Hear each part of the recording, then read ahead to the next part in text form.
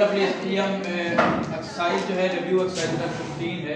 इसके जो टॉपिक हमारा सेट्स का है उसका यूज में हमारा ये आज का लास्ट लेक्चर हम डिस्कस कर रहे हैं। तो ये क्वेश्चन नंबर आपके पास जो है question number 1 please.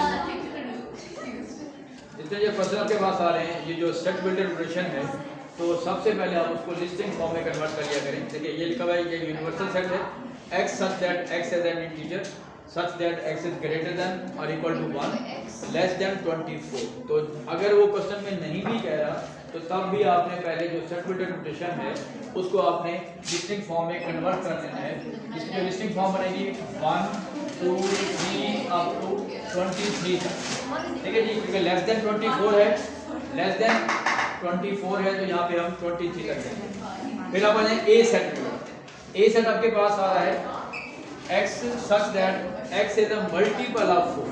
Multiple of 4 का होता है जब आपके पास जो 4 की टेबल में आता है, ठीक है जी, उसको मल्टीपल्स कहते हैं। तो मल्टीपल ऑफ 4 बट आपने वैल्यूज वो लेनी है जो लेस देन 24। और दूसरी बात है कि जब यूनिवर्सल सेट गिवन होता है तो आपने उसको फोकस करना होता है कि जितने बाकी सेट होंगे वो यूनिवर्सल से ही आपने लेने, ठीक है। अब आपके पास क्या होगा जी, इसमें पहले हम सेट बना लेते हैं। मल्टीपल ऑफ 4 लेस देन 24, 4 भी आएगा, यानी टेबल आपने पढ़नी है 8 12 16 20 और आपके पास 6 4 का 24 होता है। लेकिन क्वेश्चन के मुताबिक है कि लेस देन 24 है तो 24 को हम यहाँ पे ऐड नहीं करेंगे।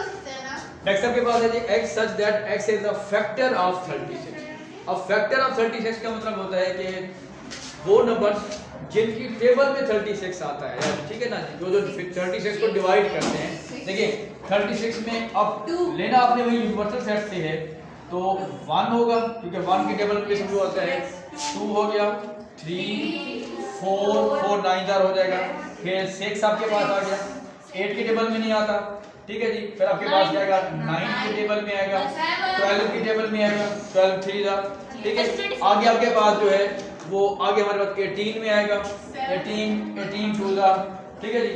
और 7 की टेबल में 36 नहीं आता, ठीक है। इसको आप यूं भी देख सकते हैं कि 1 टाइम्स और 36 देखें, लेकिन क्योंकि 36 में भी आएगा लेकिन क्योंकि वो लेस देन 24 लिखा हुआ है इसलिए हमने 24 वहां पे नहीं लिखेगा।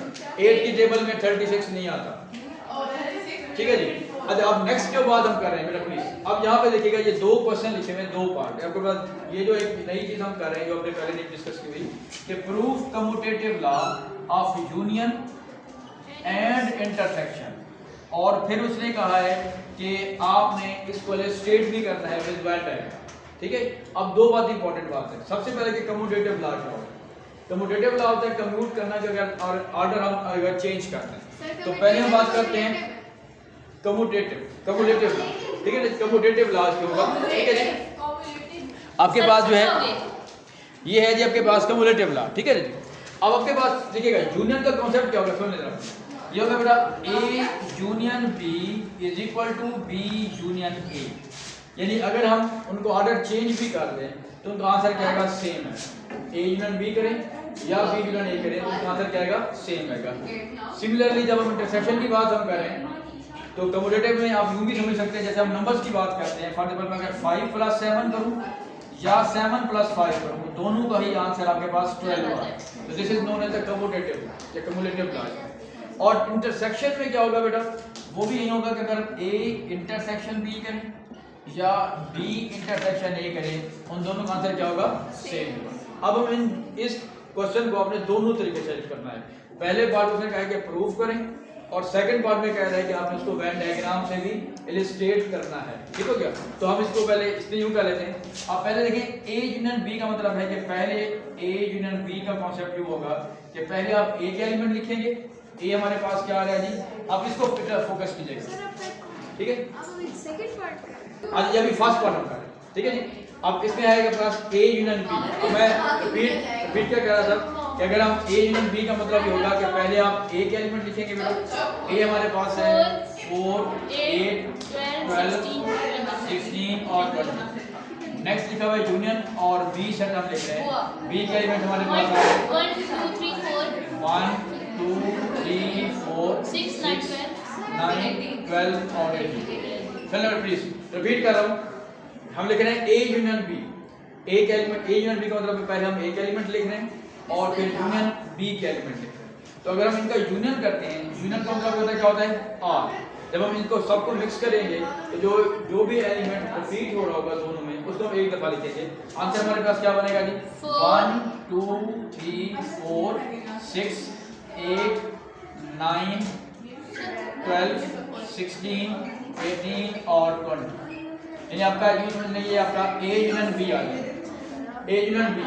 इसी तरीके से अगर हम सपोज बी यूनियन ए करें, अब बी यूनियन ए का मतलब क्या है कि पहले हम बी सेट लिख रहे हैं और उसके बाद हम ए सेट लिख रहे हैं। तो बी हमारे पास सेट जो आपके पास आ रहा है वो हमारे पास है जी 1 2 3 4 6 9 12 और 18 और यूनियन ए में हमारे पास क्या आ रहा है जी आपके पास 4 8 12 16 और 20। ठीक है जी। अब आप क्या यूनियन करेंगे फिर वही बात आ जाएगी 1 2 3 4 6 9 क्योंकि 6 इसमें आ रहा है 6 9 अब बस 12 16 18 और 20। अब आप देखें ना प्लीज, इसको अगर मैं 1 कह रहा हूँ, इसको मैं 2 कह रहा हूँ, प्लीज अगर हम इसको 1 कह रहे हैं और इसको 2 कह रहे हैं तो आप देखें फर्स्ट से भी और सेकंड से भी दोनों आंसर क्या आ रहा है बेटा सेम आ रहा है। तो हम कह सकते हैं कि A union B is equal to B union A. ठीक हो गया। सिमिलरली आप आ जाए इंटरसेक्शन में। अब इंटरसेक्शन का भी कॉन्सेप्ट वही है कि जब हम कहेंगे ए इंटरसेक्शन बी, अब ए इंटरसेक्शन बी का मतलब है कि अगर हम पहले एक एलिमेंट लिखते हैं, एक एलिमेंट हमारे पास आ रहा है जी 4 8 12 16 और 20 इंटरसेक्शन और फिर बी के एलिमेंट लिखेंगे 1 2 3 4 6 9 12 और 18। अब देखिए जब इंटरसेक्शन की बात करते हैं, इंटरसेक्शन में वो एलिमेंट होंगे जो दोनों में होंगे, ए में भी हो और बी में भी हो। तो कौन से एलिमेंट आ रहे हैं जी ए इंटरसेक्शन बी में हमारे पास कौन से एलिमेंट आ रहे हैं 1 4 3 4 में आ रहे हैं 12 और 12 दोनों।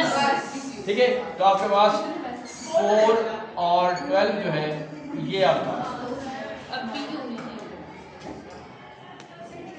और फिर नेक्स्ट हमारे पास है बी इंटरसेक्शन ए।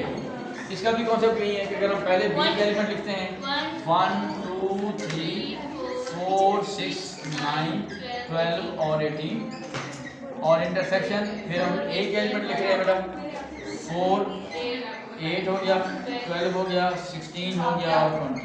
फिर जब हम इंटरसेक्शन लेंगे बेटा कॉमन आ गया, इंटरसेक्शन में वही 4 और आपके पास 12 होगा। अब इसका मतलब ये लिखिएगा कि so A intersection B is equal to B intersection A. ठीक है। तो मतलब आपके पास जो रूल के मुताबिक है, अगर हम ए को पहले लिख रहे हैं या बी को पहले लिख रहे हैं तो दोनों में आंसर क्या आ रहा है आपके पास वो सेम है। क्वेश्चन हम वहाँ पे कर रहे थे फर्स्ट पार्ट में, उसमें सिंपल था आपके पास कि A union B is equal to B union A, और दूसरा हमारे पास था कि A intersection B is equal to B intersection A. इसका अब दूसरा पार्ट हमारे पास था कि हमने इसको वेन डायग्राम से इलस्ट्रेट करना है। प्लीज़ वेन डायग्राम से इलस्ट्रेट करना है। तो देखिए इसमें हमारे पास जो रेक्टेंगल आपके पास फॉर्म होती है और इसके बाद आपके पास उसका सेकंड पार्ट देखिए। अब देखिए सबसे पहले बेटा देखें आपके पास जो एक एलिमेंट आ रहे हैं ए और बी में, जो कॉमन आपके पास एलिमेंट आ रहे हैं वो बेटा है 4 12 में, और जो ओनली ए बन रहा है आपके पास वो बन रहा है जी 8 16 और 20। प्लीज इधर देखते रहिए। और इसमें भी हम, और जो ओनली बी में आपके पास एलिमेंट्स हैं, जो सिर्फ बी के एलिमेंट्स हैं वो हमारे पास आपके पास आ रहे हैं बेटा 1 3 6 9 और 18। ठीक है। अच्छा अब यूनिवर्सल सेट का मतलब ये है कि ऐसे एलिमेंट जो इनके अलावा है, ठीक है, यूनिवर्सल का मतलब इनके अलावा भी ऐसे एलिमेंट्स हैं जो इनमें अलावा हैं। तो आपका देखिए जो इसमें नहीं है वो आपके पास कौन कौन से एलिमेंट्स आ रहे हैं बेटा, आपको सारे हमारे पास कंप्लीट तकरीबन ये हो गए। ठीक है ना 1 और 2 3।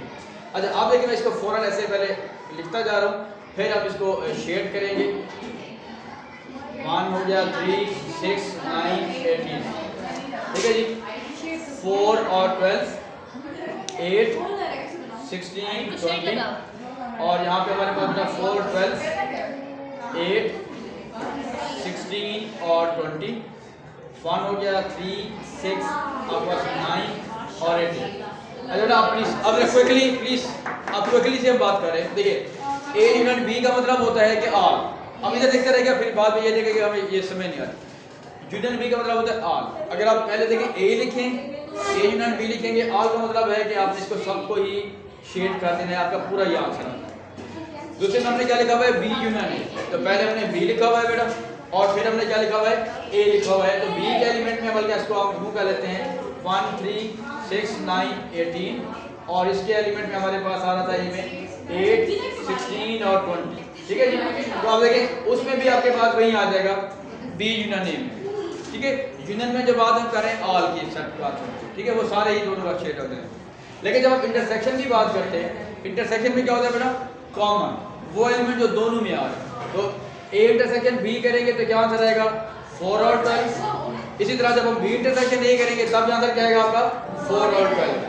ठीक हो गया। तो मतलब वो समझ लें कि आप उसको उस तरह भी सॉल्व कर सकते हैं और इस तरह इलस्ट्रेट भी कर सकते हैं थ्रू वेन डायग्राम। इसमें आपने ये ध्यान रख लेना है कि जो हमारे पास जो बी के एलिमेंट्स आ रहे थे वो जरा देख लेते हैं कि बी के एलिमेंट एक हमारे पास जो बी के एलिमेंट आ रहे हैं वो है, ये पहले हमने ए लिखा हुआ है 8 16 और 20, और फिर हमारे पास जो बी के एलिमेंट यहाँ पे आ रहे थे बेटा आपके पास, इसको मैं पहले बी के एलिमेंट लिख लेते हैं और फिर ए के एलिमेंट।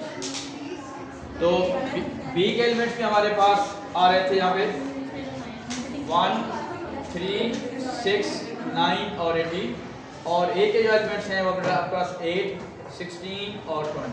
अच्छा बिल्कुल आप बिल्कुल सेम चीज़ यहाँ पे क्वेश्चन नंबर 4 पे दिन टीचर बिटवीन 0 एंड 21। देखिए बिटवीन 0 एंड 21 का मतलब है उसमें 0 भी इंक्लूड नहीं करना आपने, 21 भी इंक्लूड नहीं करना। 1 से स्टार्ट करेंगे, 1 2 3 से लेकर आपने 20 तक करना।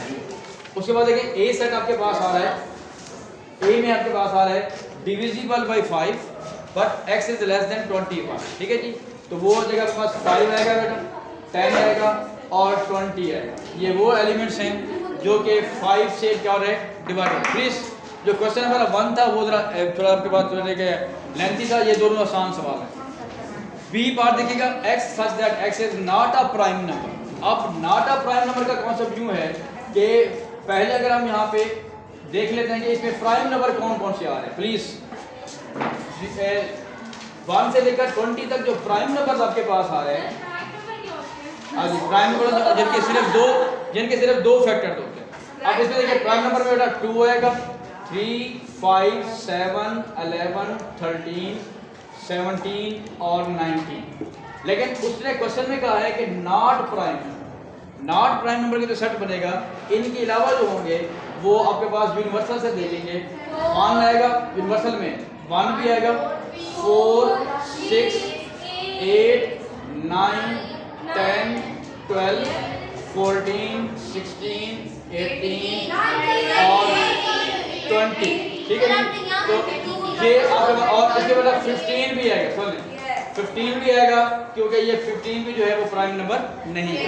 लेकिन अब क्वेश्चन क्या कह रहा है प्लीज, अब क्वेश्चन में सिंपल उसने कहा है draw Venn diagram to illustrate the information. जो इंफॉर्मेशन आपको दी गई है 1 जो है वो प्राइम नंबर नहीं होता, तो जो प्राइम नंबर वो होते हैं जिनके 2 फैक्टर होते हैं। अच्छा बेटा देखिए इसमें उसने सिंपल सा क्वेश्चन दिया हुआ है कि आपकी जो इंफॉर्मेशन बनी है ये 3 सेट हमारे पास आ गए। ये एक यूनिवर्सल सेट है, एक ए है और एक बी है। इसको अपने वेन डायग्राम में लिखना है। कैसे लिखेंगे देखिए मैं इसको यूं बना रहा हूँ। ये आपके पास ए सेट है। सबसे पहले देखें ए और बी में कॉमन हमारे पास क्या आ रहे हैं, ए और बी में हमारे पास 5 भी आ रहा है बेटा। ठीक है जी। ए और बी में हमारे पास 10 भी आ रहा है बेटा और 15 भी आ रहा है। प्लीज ठीक है बैठ जाओ बेटा, प्लीज बैठ जाओ। सबसे पहले आपने ये एलिमेंट को लिख देना है जो ए और बी में दोनों में आ रहा है। ए में और बी में दोनों में आपके पास क्या आ रहा है, ये देखें ये हमारे पास ये सेट है आपके पास और ये हमारे पास बी सेट है। इसको फोकस करना है। ठीक है आपके पास क्या आ रहा है 10 आ रहा है और 20 आ रहा है। ठीक है जी। उसको मैं यहाँ पे अब जो ओनली सुने, अब जो ओनली ये जो सिर्फ ए में आ रहा है वो कौन सा एलिमेंट है जी, वो सिर्फ 5 आ रहा है। अब आप देखिए जो ओनली बी में आ रहे हैं इनके अलावा 1 4 6 12 14 15 18 क्लियर होगी बात। लेकिन इसमें देखिएगा ए और बी के अलावा जो यूनिवर्सल सेट में आएंगे वो भी आएंगे, वो आपके पास देखिएगा। अब कौन कौन से एलिमेंट ऐसे हैं जो इन दोनों में नहीं आए, वो 2 नहीं आया हुआ सर 8 इधर आएगा, इधर 8 आएगा, बी में है, 8 8 बी में है, 8 हाँ 8 बीच में है, वो जो लिखते कहीं पे लिखते हैं। अच्छा अब जो इनके अलावा है 2 नहीं आया कहीं पे, 3 नहीं है, 4 आया है, 5 है, 7 कहीं नहीं है जी, और आपके पास 11 कहीं नहीं है, यानी जो नॉन प्राइम है 13 नहीं है, 14 नहीं, 14 है, 17 और आपके पास 19, ठीक है। तो तकरीबन ये आपके पास आ गया। क्लियर है की बात। यूँ समझ लेंगे उसी इंफॉर्मेशन को प्लीज आपने जो आपने सेट लिखा है उसी को आपने इलस्ट्रेट कर दिया, इसका आंसर ये आ गया। अगर इसी के साथ जो आंसर क्वेश्चन है you have to list the elements A, जो इन दोनों में नहीं है वो यूनिवर्सल में तो है ना, इसलिए वो जो रेक्टेंगल हम बनाते हैं वो यूनिवर्सल सेट के लिए बनाते हैं, इसलिए वहां पर वो लिखेंगे। अच्छा जी अब जरा इसको जरा देख लीजिएगा, पहले देखिए बी कंप्लीट, अब इसको जरा देख लीजिएगा, मैं यहाँ पे ही शेड कर रहा हूँ, फिर मैं यहाँ पे डायरेक्ट आंसर लिखूंगा। देखें बी कंप्लीमेंट का मतलब बेटा होता है कि नॉट बी, जो बी में नहीं है। अब जरा प्लीज जरा देखिएगा बी में कौन से एलिमेंट नहीं है। देखें ये जो सारे एलिमेंट्स हैं इसको जरा देख लीजिएगा प्लीज, इसको जरा देखिएगा तो मैं क्या लिख रहा हूँ। बी के अलावा ये जितने मैंने शेड किए हैं ये सारे वो हैं जो बी में नहीं है। क्लियर होगी बात, ये नॉट बी, ठीक है। लेकिन हमने आंसर निकालना है A intersection B complement. Intersection का मतलब क्या होता है जी, कॉमन। अब देखें जो ए में भी आ रहे हैं प्लीज, अब ए में कौन कौन से हैं, मैं ए को मैं यूज कर रहा हूँ, देखें ए में ये सारे आ रहे हैं, ठीक है जी। अब मुझे बताएं कि ऐसे कौन से एलिमेंट आए हैं जो दोनों में आ रहे हैं, जहां पे ये बॉक्स नहीं, सुन लें, जहां पे ये दोनों बॉक्सेस बन रहे हैं वो कॉमन पोर्शन है। बॉक्स कहाँ बन रहा है 5, सिर्फ जो बॉक्स बन रहा है वो सिर्फ 5, यानी 5 एक ऐसा एलिमेंट है जो कि आपके पास ए में भी आ रहा है और बी में भी आ रहा है, यानी फिर बी कंप्लीमेंट में भी आ रहा है। 5 एक वैसा एलिमेंट है जो ए में भी आ रहा है और बी के कंप्लीमेंट में भी आ रहा है, ठीक है, जहां पे ये आपके पास बॉक्स बन रहा है। लास्ट क्वेश्चन है, ये आप लोगों ने ऑलरेडी पहले से किया हुआ है। सबसेट बताने हैं बेटा, प्रॉपर सबसेट और इम्प्रॉपर। लास्ट हमने कहा था कि पावर सेट हमने बनाया था। पावर सेट में क्या होता है फार्मूला कि 2 की पावर n जब लेते हैं यानी 2 की पावर 3 तो 8 सेट बनेंगे। अब उसने कहा सारे सबसेट बनाए, इसके सारे सबसेट बनेंगे। एक बेटा बनेगा 5 एम्प्टी सेट, ऐसा आ जाएगा I और T, ये 3 बन गए जी। फिर हमारे पास आ जाएगा SI और क्या बनेगा ST। नेक्स्ट क्या बनेगा जी IT और लास्ट बनेगा हमारे पास SI और T, ठीक है। उसने कहा सारे सबसेट बताएं, लेकिन अब आपको बताया कि सारे जो सबसेट्स होते हैं इनमें जो लास्ट होता है वो कौन सा सेट होता है, इम्प्रॉपर होता है, शाबाश। लेकिन अब जो सेकंड पार्ट उसने पूछा हुआ है, सेकंड पार्ट पूछा है प्रॉपर सबसेट्स, यानी इसके अलावा जो लास्ट वाला है वो आपके पास क्या है, इम्प्रॉपर है, बाकी सारे आ जाएंगे। 5 को आप एम्प्टी को इस तरह भी लिख सकते हैं, फिर वो आपके पास S आ जाएगा बेटा, I आ जाएगा, T, और इसको कोशिश करेंगे अगर आपके पास एक ही लाइन है कॉपी पे एक ही लाइन पे लिखते जाएंगे तो सही हो जाएगा। नेक्स्ट क्या आ जाएगा बेटा SI ST और फिर हमारे पास क्या आ जाएगा IT, ठीक है जी। कितने बन गए 1 2 3 4 5 6 7, तो ये सारे आपके पास क्या है जी प्रॉपर सबसेट, ठीक है जी। Thank you.